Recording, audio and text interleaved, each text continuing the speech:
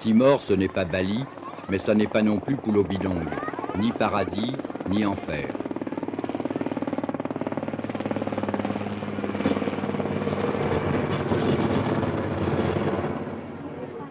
Ici, Watulari, le village le plus misérable. Ces gens vivaient encore dans la montagne voici seulement 6 mois. S'ils ne sont pas sains, ils sont saufs. S'ils ne sont pas libres, ils sont vivants.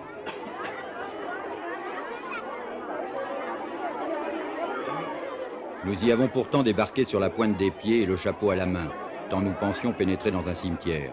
Tant on a dit, écrit, répété qu'on y crevait de faim, de plomb, de fièvre, mieux et plus rapidement qu'au Cambodge ou en Ouganda. On a dit 100 000 morts, 200 000, 250 000, qui dit mieux, 300 000. Un habitant sur 2, des oradours par centaines, un Vietnam silencieux.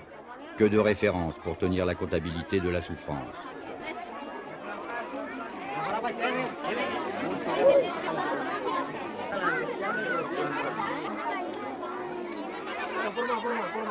Voici la réalité de Timor, sur laquelle tout le monde a menti. Timor est une colonie portugaise au fin fond des îles de la Sonde. 15 000 km², 650 000 habitants. Après sa révolution des œillets, le Portugal, en 1975, reconnaît le droit à l'autodétermination, y compris l'indépendance, pour toutes ses colonies. Un front révolutionnaire se constitue aussitôt à Timor, le Frente Revolucionaria de Timor Leste Independente, le Fretilin. 200 000 membres en quelques semaines. Un bel engouement populaire après plus de 4 siècles de colonisation.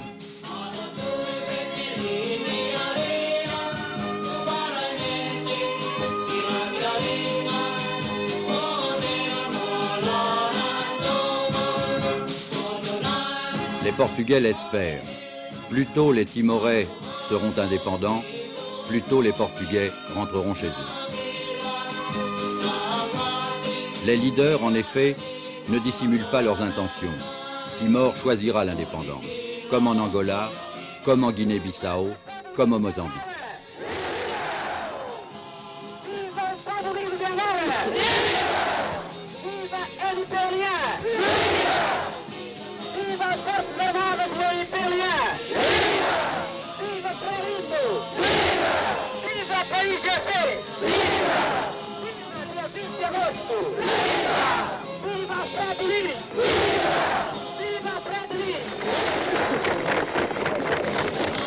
Les Indonésiens, eux, ne laissent pas faire, d'autant que 2 petits partis timorais leur sont favorables. Ils répandent un bruit qui ne tombe pas dans l'oreille de sourd. Les marxistes du Fretilin transformeront Timor en Cuba océanien. Jamais à Timor nous irons créer une situation d'instabilité ou même une base d'agression ou de préparation de quelques activités contre les pays proches, voisins. Jamais. C'était toujours notre politique. Je veux dire aussi que notre politique dans les affaires internationales est le non-alignement. Et nous pensons que les affirmations des Indonésiens que nous pourrions venir être une base, c'est une propagande pour gagner la sympathie des pays occidentaux. Mais c'est false, n'est pas vrai. Parce que avec cette justification, il veut dominer notre peuple.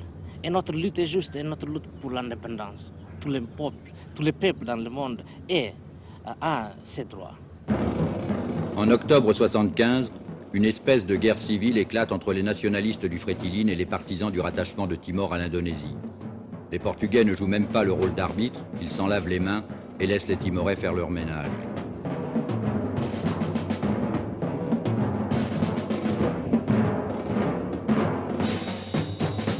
Plus nombreux, mieux armés, le Fretilin devient rapidement maître de la situation.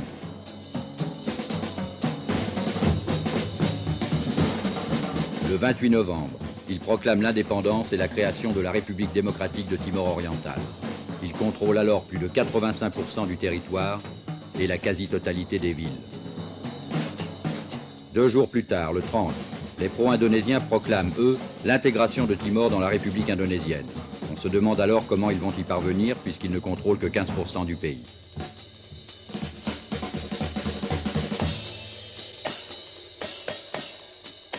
La réponse ne tarde pas.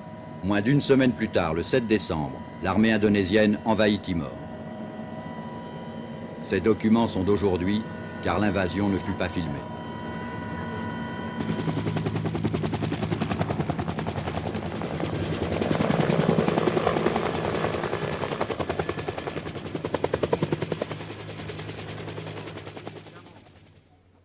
Le gouverneur portugais et les Blancs de l'île s'enfuient, laissant le champ libre aux Indonésiens.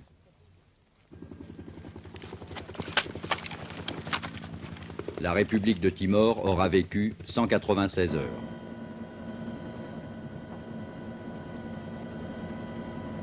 Les partisans du Fretilin ne cèdent pas. Ayant récupéré les armes des Portugais défaillants, ils se battent pied à pied dans la montagne, abandonnant les villages trop vulnérables.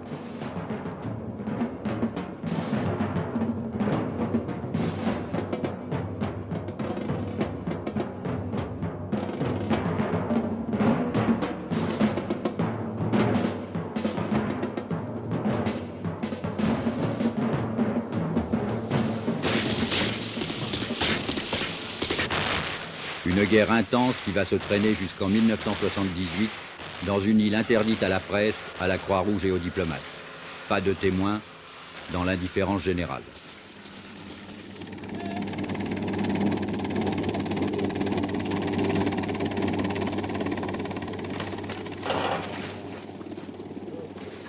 Il y a des morts, pas autant qu'on le dit, 60 000 peut-être, 1 sur 10. Un nombre suffisamment énorme pour ne pas diminuer la responsabilité des assassins. Et dans ce bilan, tout le monde s'accuse. Le Fretilin charge les Indonésiens chargent le Fretilin. Il n'y a pas de témoins et les adversaires ne se font pas de cadeaux.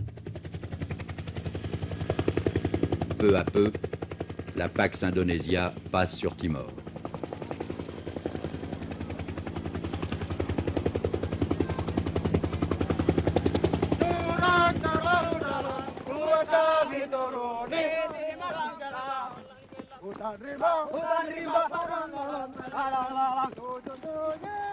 Quelques familles réussissent cependant à fuir le cimetière. 1 millier peut-être vers l'Australie, 800 vers le Portugal.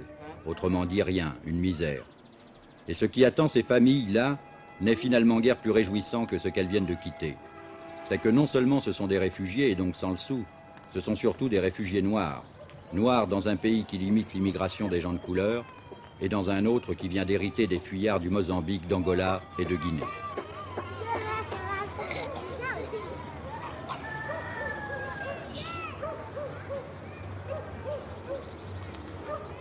Ils se retrouvent donc dans cette vallée, près des égouts de Lisbonne, dans ce qu'on est bien obligé d'appeler un bidonville, où vivent les Portugais de 3e catégorie.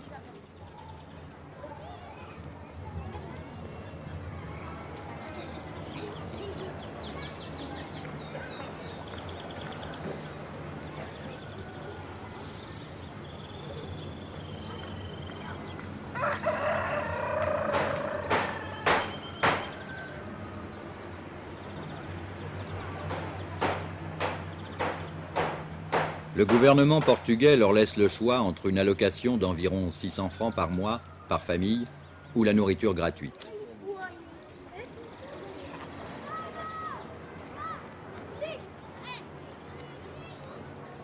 Une famille sur 2 a choisi la nourriture qui arrive par camion de la Croix-Rouge, à chaque repas.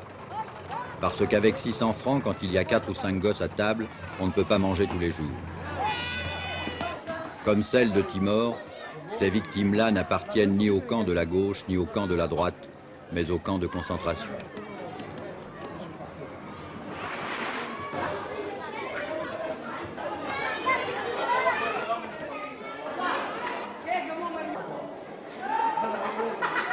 Ces réfugiés ont désormais la nationalité portugaise, mais elle ne leur sera d'aucune utilité s'ils veulent un jour retourner à Timor. Il leur faudra demander la nationalité indonésienne, car ceux qui rêvent encore au départ de l'armée d'occupation doivent cesser de rêver. Timor est devenue par la force une province indonésienne.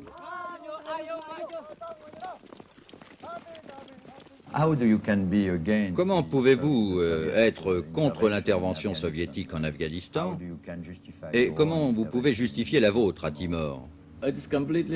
C'est complètement différent, parce que l'Afghanistan est un pays indépendant, membre des Nations Unies, un pays non aligné. Pour Timor, c'est essentiellement la solution de l'héritage colonial. Il y avait deux solutions. L'une était l'indépendance complète et l'autre l'intégration. C'est ce qui figure dans une résolution dont je ne me souviens plus du numéro, mais qui date de 1960. Et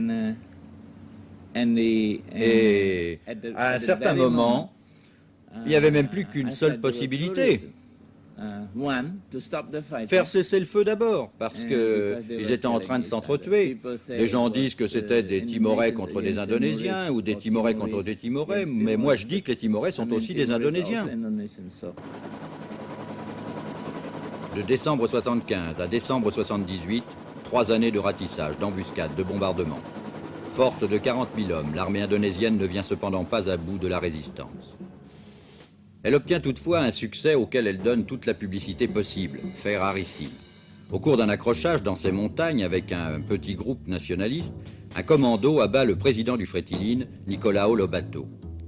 L'état-major emmène quelques journalistes indonésiens sur les lieux, il leur raconte la bataille. Il leur présente les familles civiles des partisans récupérés dans les montagnes. Il leur montre les armes saisies près des cadavres. Étonnement, ce ne sont pas des armes soviétiques, mais américaines. Tiens. On leur montre surtout le cadavre de Nicolao Lobato dans son cercueil rempli de glaçons, scène qui n'est pas sans rappeler celle de la mort de Guevara.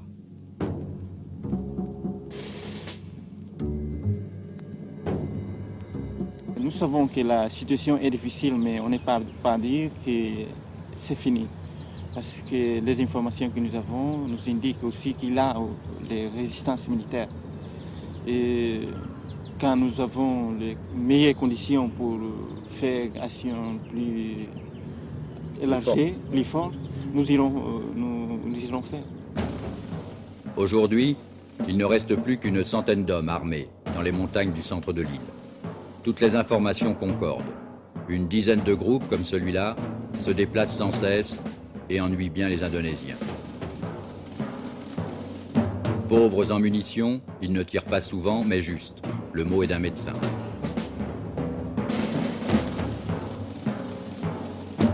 Et ce soldat indonésien qu'on nous a prié de ne pas filmer vient d'en faire l'expérience au cours d'une patrouille dans la région de Lolotoy.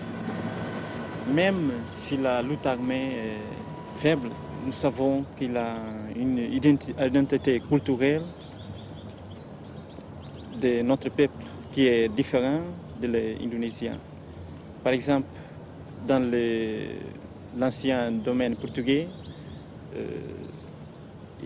presque 500 années, jamais la culture de notre peuple reste morte.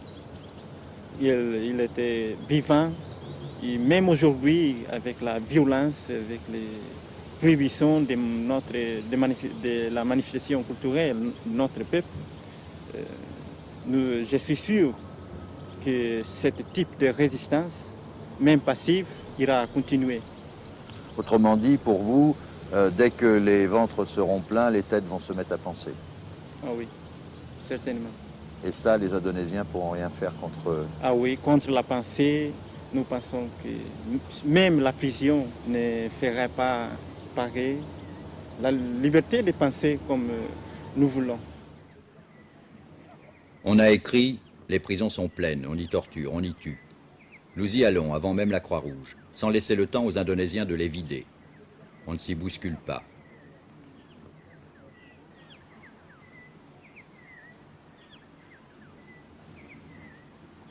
Combien y a-t-il de prisonniers?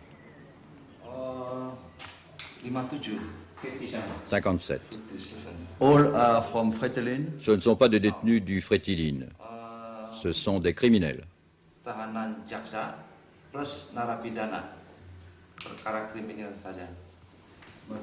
Not from Fretilin, but criminals. Yeah. Criminals prison. Il n'y a pas de détenus politiques. No. Non.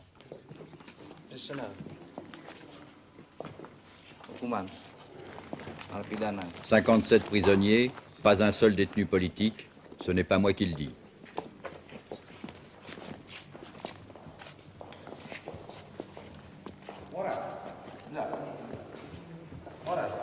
Prisoner. Criminal. Are you from Fretilin? Bukan Fredrin kan? No, bukan. Ini driver. C'est un chauffeur. On a écrit, on a dit dans un rapport des Nations Unies que dans cette cellule en décembre 1978 a été torturé puis abattu l'ancien ministre de l'Information du Fretilin, M. Alarico Fernandez, capturé dans la montagne. Il est en fait en résidence surveillée mais vivant. 4 policiers l'ont amené dans ma chambre, un 5e veut entrer, je proteste. We are enough here. We are 4. Why you knock at the door? So, you are Mr. Henry. Vous êtes M. Alarico Fernandez. That's correct. I'm Alarico Fernandez. And you Vous étiez were bien the l'ancien ministre de Minister l'Information du Fretilin. Yeah, is over before I was there. Oui, avant. I have J'ai a un report rapport of des the Nations United Unies qui dit que vous avez été Nations tué saying en that prison you have been par les killed Indonésiens. in the prison, in jail, here by the Indonesian. Oui, l'essentiel est dit, il est vivant. Pour le reste, tout le monde ment. Les Indonésiens qui lui ont conseillé les réponses, et les policiers qui ne le lâchent pas, le Fretilin qui le disait mort, et Alarico Fernandez qui essaie de nous faire comprendre qu'il n'est pas aussi libre que les Indonésiens l'affirment. Totally free.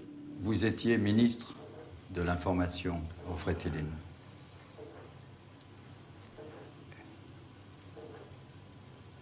Difficult. Difficult for me to parler français. Je pense que dans l'autre occasion, we will parler français.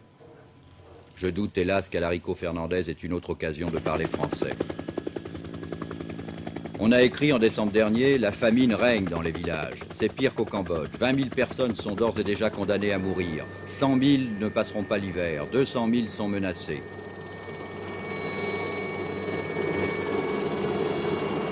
Ici, c'est un gros village de la côte sud. 100% d'anciens Fretilines.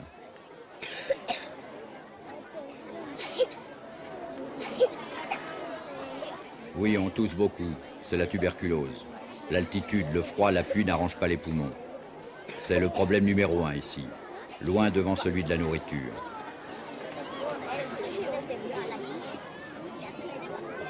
La Croix-Rouge intervient dans combien de villages à peu près? Actuellement dans 10 villages qui sont répartis à peu près sur tout l'ensemble de l'île. Nous avons commencé l'action par les villages d'Atabai et Lolotoy et par la suite nous avons étendu l'action sur différents villages. Nous commençons toujours par faire un survey pour évaluer les besoins de chaque village et par la suite, si nous décidons que l'action est urgente, nous intervenons dans le village. Ça touche à peu près combien de personnes? Environ actuellement 54 000 personnes Ça représente- reçoivent une assistance en nourriture et 30 000 personnes une assistance médicale.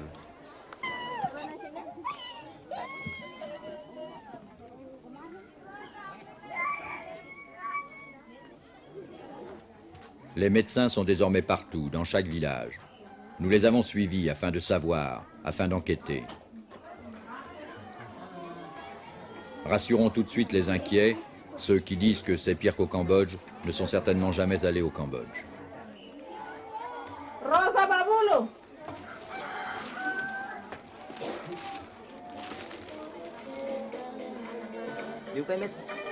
Senay Carlito, Senay na Agustino.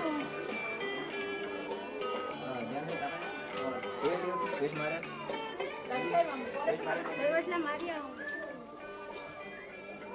Luciana Aflekay.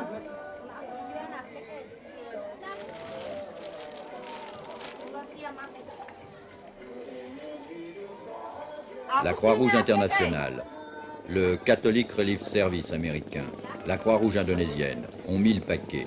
Et en 6 mois, la situation qui était préoccupante sans être, répétons-le, dramatique, connaît une nette amélioration.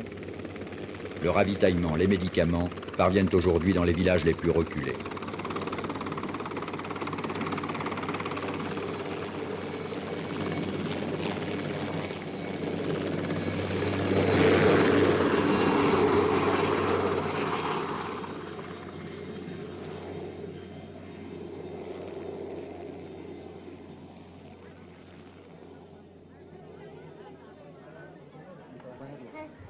Nous distribuons actuellement environ 400 à 500 tonnes par mois. Nous avons beaucoup de problèmes de logistique parce que les routes actuelles possibles sont de Dili à Atolia, de Dili sur la côte nord jusqu'à la gare. La route de Bauko à Beasso est coupée juste après Venilalaire, donc les seuls moyens d'intervention sont l'hélicoptère.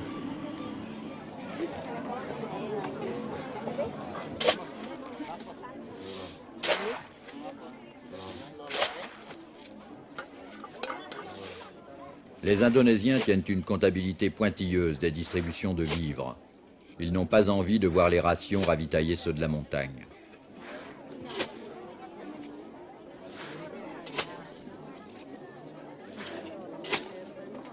Qu'est-ce que vous donnez comme calories par personne? Nous distribuons environ la moitié des besoins réels, c'est-à-dire environ 1400 calories par jour, par personne, ce qui correspond à 200 grammes de maïs, 100 grammes de beans, qui donne également des protéines. Des haricots, hein. Des haricots.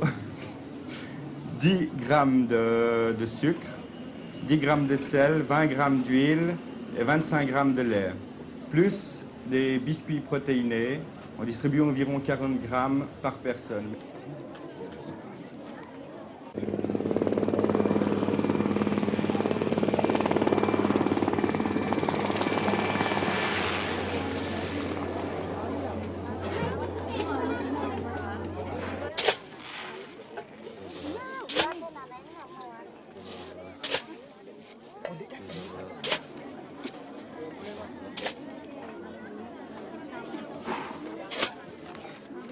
Est-ce qu'il y a encore des villages où l'on meurt de faim?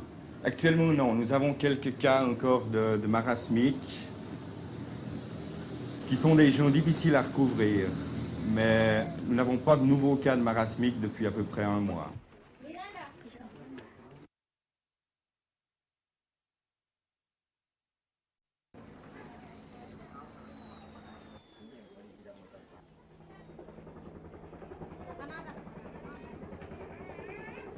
Dans les villages, il y a une nette amélioration. Ouatulari, l'hôpital, ils ont à un quart plein, alors qu'au début, il y avait beaucoup plus de marasmiques, beaucoup plus de cas frappants.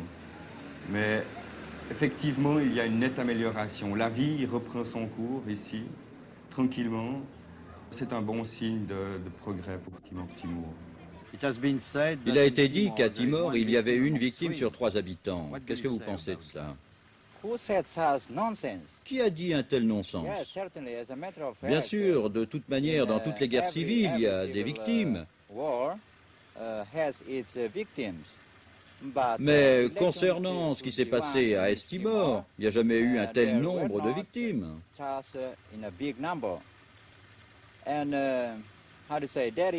Il n'y a pas de famine à Est-Timor, comme ça a été dit. Nous pouvons admettre qu'il y a de la malnutrition, comme il en existe un peu partout depuis la fin du colonialisme portugais.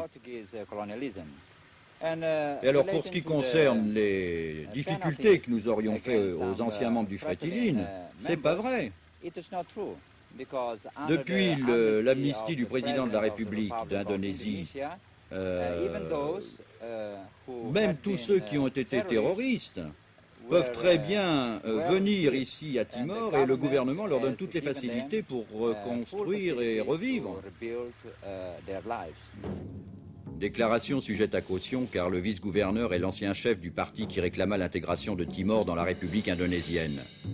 Mais le Fretilin sait bien que certains de ses membres ont trahi, à la longue. Il a quelqu'un qui a trahi, mais il a l'autre qui sont retournés à la Fretilin. Par exemple, l'ancien Apodeti, toutes les autres personnes, l'ancien DODT, etc. Et même les populations qui sont dans les temps des Portugais n'étaient pas de Fretilin. Dans ces moments, aujourd'hui, ils sont de Fretilin. Parce que toujours à Timor, nous avons dénoncé les Indonésiens comme un pays fasciste et que quelques soutiens à la politique indonésienne, c'est mauvais pour le peuple timorien. Alors aujourd'hui, on confirme tout cela. L'état-major extérieur du Fretilin semble rêver, coupé qu'il est de la réalité de Timor.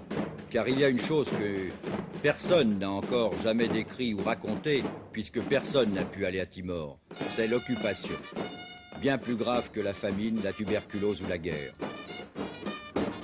L'Indonésie détimorise, à fond, en s'attaquant d'abord à la prise en main paramilitaire de la jeunesse.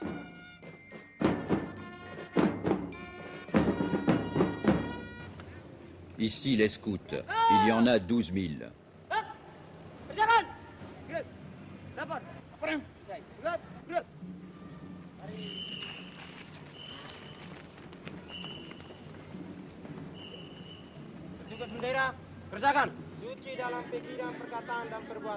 Voici leur chef.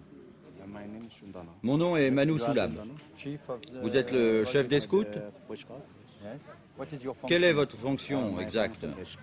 Je suis dans la garde. Vous ne travaillez pas dans l'armée? Non, je suis le chef de la police. Renseignement pris, les chefs de patrouille sont aussi des policiers.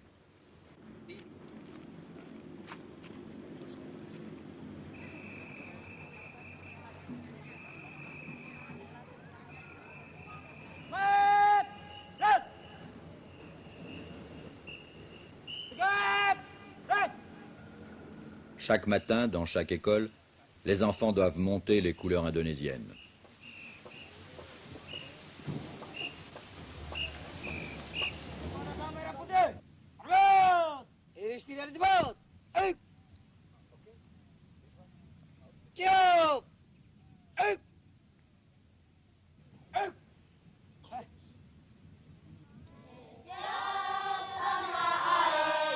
Et le 17 de chaque mois, jour anniversaire de l'intégration, la cérémonie est chantée.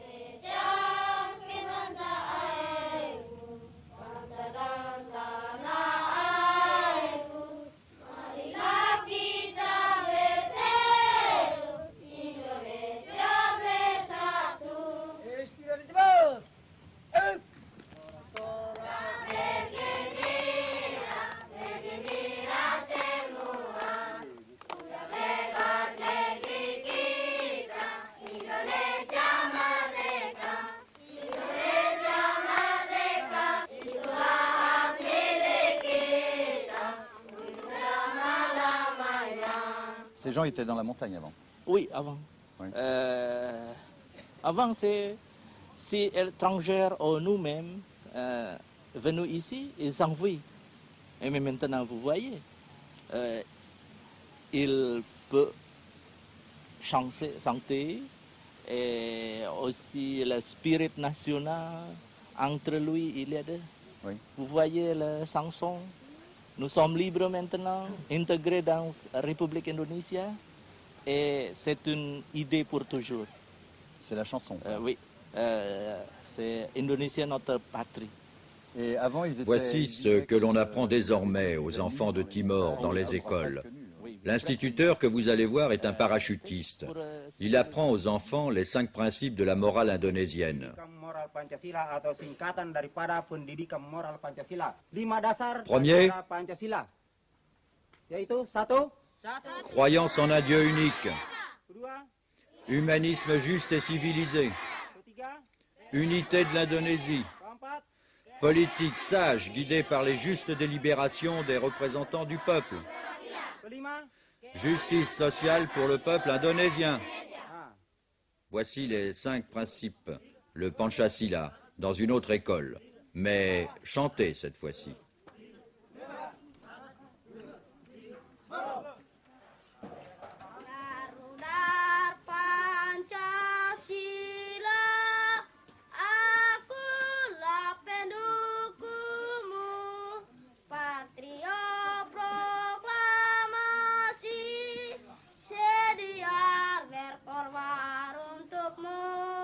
Pancasila dasar negara, rakyat taat limakmur sentosa,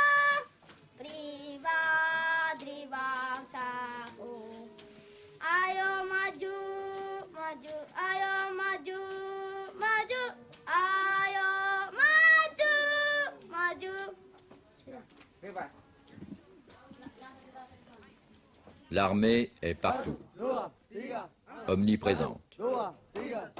Rien ne se fait sans elle, sans son accord.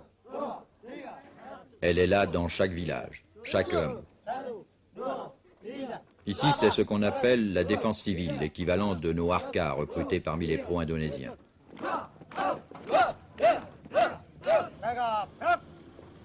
L'état-major ne cessant de répéter que la guerre est finie, on peut s'interroger sur le rôle des militaires. Je l'ai fait. On m'a répondu qu'ils aident les civils. J'ai demandé à voir. On m'a répondu que c'était prévu, que j'allais me rendre compte par moi-même. Et le commandant a ordonné à ses hommes d'aller raider la population du village. Ils y vont sans trop rechigner, visiblement peu habitués, faire ce que vous allez voir.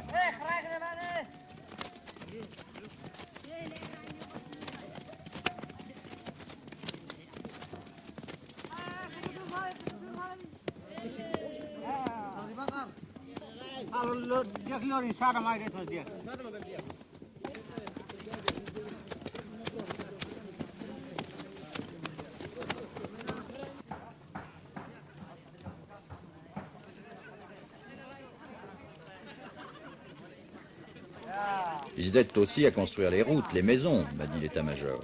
Alors nous sommes allés sur un autre chantier.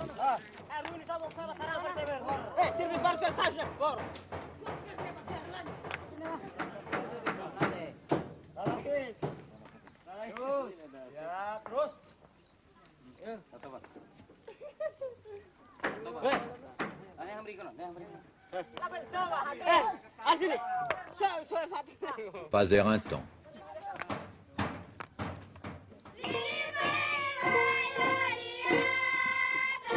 J'ai demandé à l'état-major s'il faisait quelque action culturelle afin de protéger l'identité des Timorais. Bien sûr, nous allons vous montrer.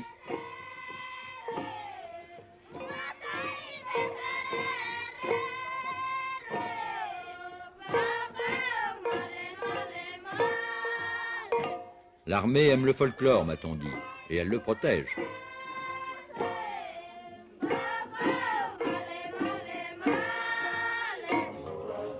Mais lorsque nos accompagnateurs, nous n'en avons jamais moins de 6, tournent le dos ou somnolent à l'ombre, on se rend compte que l'armée ne se préoccupe pas seulement de folklore et qu'elle a très vite, tout naturellement, la menace à portée de la main.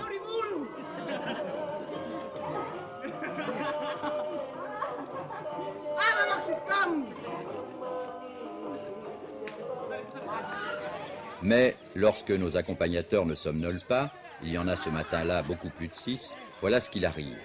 J'ai en effet demandé à filmer les rapports entre l'armée et la population. Le chef de la police militaire, en blanc, assume avec le commandant, à la fourragère, la mise en scène.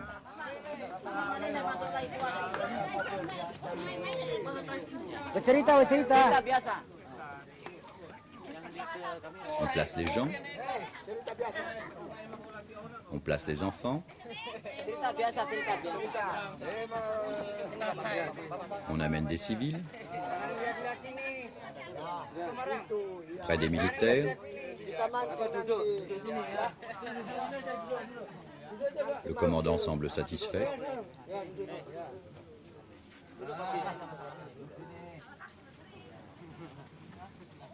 Le chef de la police me dit que je peux filmer.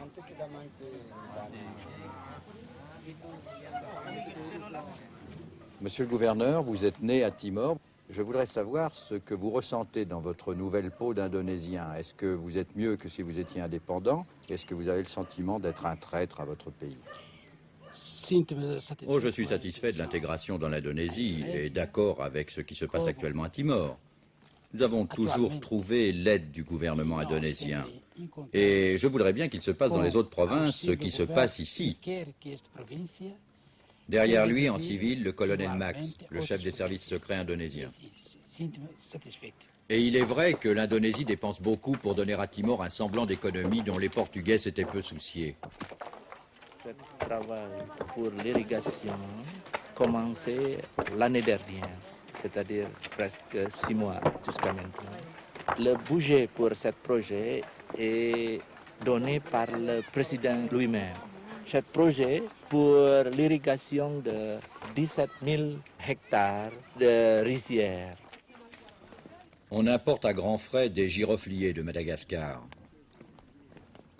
C'est le don du président gratuitement.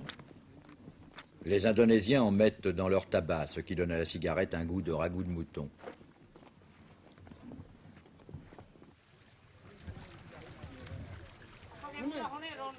C'est un cadeau du président de la République.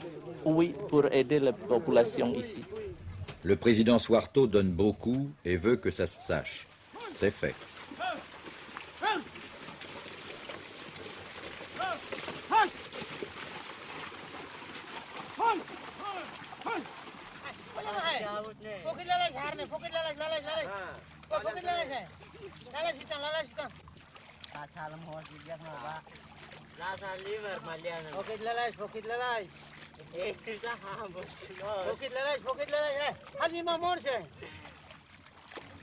Vous ne seriez pas en train de faire du néocolonialisme? Non, je pense pas. Nous avions un dilemme. Si nous ne restaurions pas l'ordre, les gens nous auraient accusés. Vous regardez les amis timorais, les amis indonésiens, pour nous c'est la même chose, en train de se tuer. Et vous ne faites rien. C'est aussi mauvais.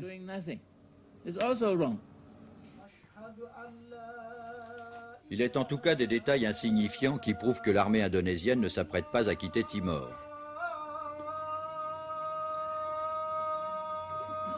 C'est ainsi qu'on construit des mosquées dans les villages et qu'on agrandit celle de Dili, la capitale.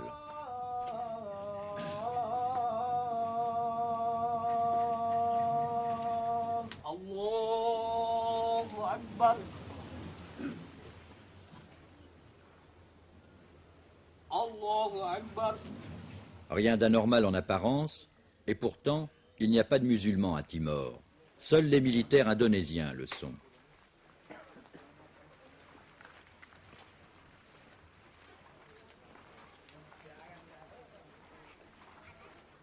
Les catholiques, 20%, sont suspects. Les prêtres ont en effet beaucoup soutenu les nationalistes. Alors on vous montre les églises restaurées, mais on ne vous dit pas que les prêtres ont été déplacés. 80% de la population, en fait, sont animistes. Une religion en contradiction avec le principe du Dieu unique de la morale indonésienne, et qui se pratique dans un dialecte qui échappe aux Indonésiens.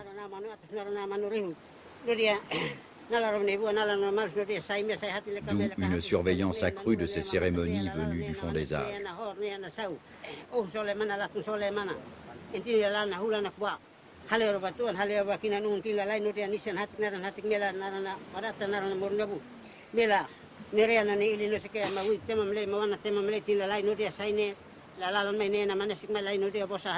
Ici, il s'agit d'une incantation à la Mama, une déesse qui préside au regroupement des familles. C'est le seul signe évident de détresse que nous ayons perçu et qui semble avoir échappé à nos accompagnateurs.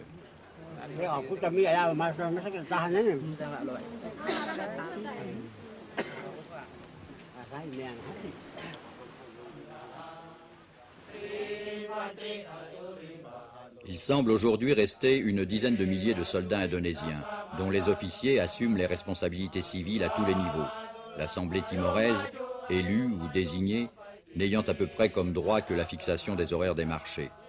C'est donc au commandant de l'armée que j'ai demandé la permission de filmer une leçon de gymnastique dans la cour d'une école, à Dili. Le lendemain, il m'avait réuni 3000 enfants, en uniforme, sur la place du gouvernement.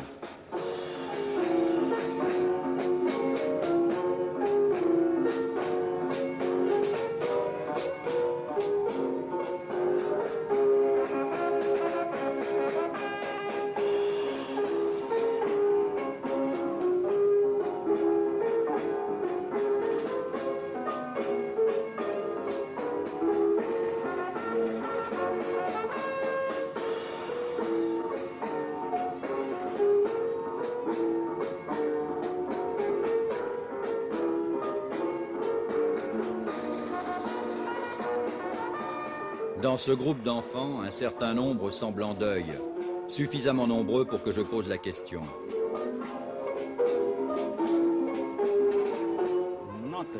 Non, il n'y en a pas beaucoup. Pas beaucoup des enfants sont yatim piatu.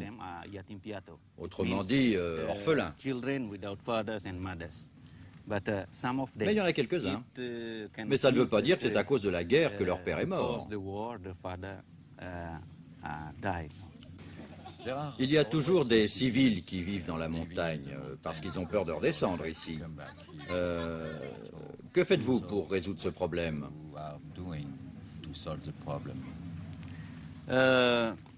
Le gouvernement essaie de faire pour le mieux. Il envoie des membres d'une famille déjà descendus dans la montagne pour expliquer aux autres la réalité de la situation. Et beaucoup d'entre eux, après avoir reçu ces explications, descendent à leur tour afin de profiter de la nouvelle vie qu'on leur offre.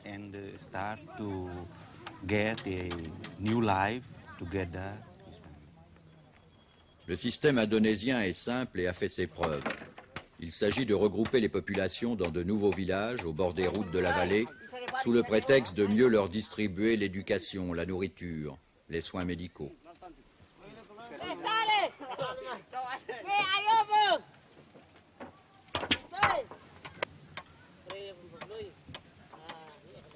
Il y a ainsi 150 villages bâtis sur le même type, dans des endroits déboisés qui rappellent étrangement les cités noires d'Afrique du Sud. Pour quitter ces villages, pour se déplacer, chacun doit demander une autorisation à l'armée. Autorisation qui est accordée si la famille demeure au village, otage en quelque sorte, mais qui est la plupart du temps refusée. On ne se déplace pas à Timor. En un an, l'armée a construit elle-même plus de 300 km de routes en pleine montagne, routes stratégiques au long desquelles sont alignées ces baraques. Pourquoi avez-vous fait une route ici? C'est pour faciliter et donner la communication plus facile et notre gouvernement donner plus facile aussi le repas, l'éducation. Et ici, c'est pour attirer l'attention de tribus isolées, pour vivre ensemble ici. Sous-entendu, pour mieux les contrôler.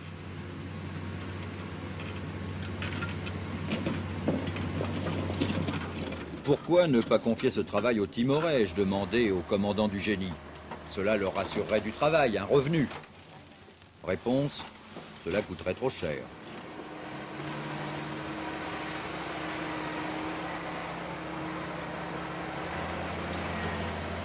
Dans un instant, nos accompagnateurs vont se laisser piéger.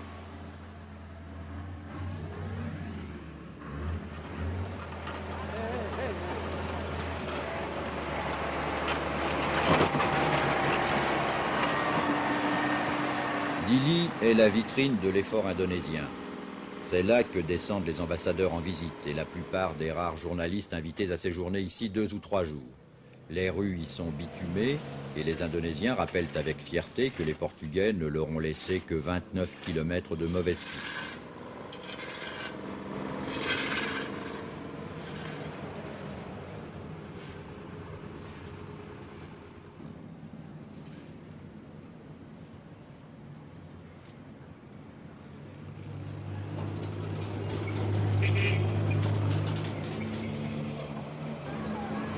Les programmes de télévision, en couleur, procédé SECAM s'il vous plaît, arrivent de Jakarta par satellite. On peut se demander l'impact des publicités de lessive et de viande congelée ou celui des séries américaines non doublées et non sous-titrées dans un pays où la misère est le lot quotidien et où la terre est si peu fertile qu'elle en est réduite à ses os et à ses cendres.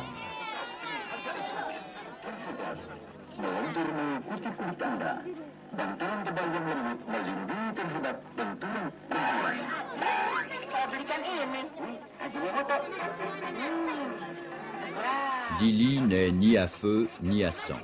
On s'y ennuie comme dans un bourg de province, mais les commerçants chinois y sont revenus, signe incontestable de l'inexistence d'un risque quelconque. Les militaires en permission, les fonctionnaires indonésiens s'y distraient, comme ils le peuvent, sous les affiches de recrutement. Car l'Indonésie recrute. 2 bataillons timorais sont déjà à l'entraînement, après une sélection physique assez tolérante, comme on peut en juger.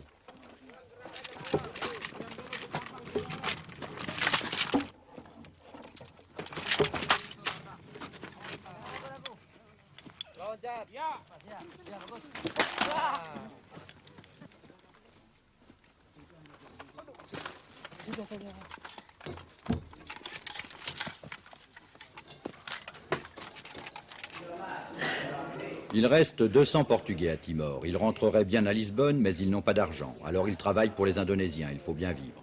La police s'en méfie, on ne sait jamais. On n'a pas voulu que j'en interviewe. Aucun intérêt, m'a-t-on dit. Ils ont la nostalgie de la colonie et ils boivent.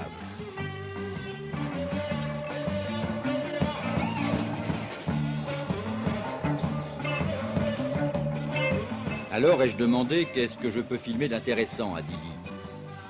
Levez-vous à 5 heures, m'a-t-on dit, et regardez. Demain matin, toute la ville va faire du jogging. Et c'était vrai.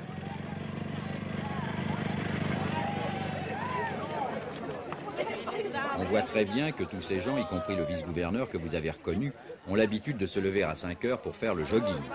Il paraît qu'un commandant de l'armée en veut même à FR3 de l'avoir fait lever si tôt avec sa compagnie.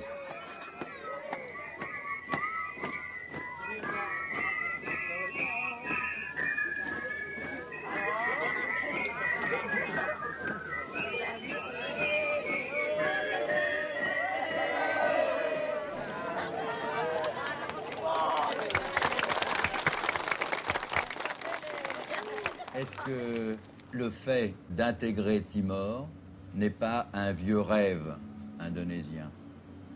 Non, pas jamais.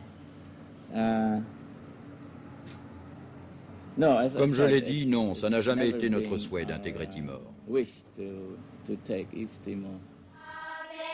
Voilà la réalité de Timor. Elle est beaucoup plus grave que s'il y avait réellement 200 000 morts.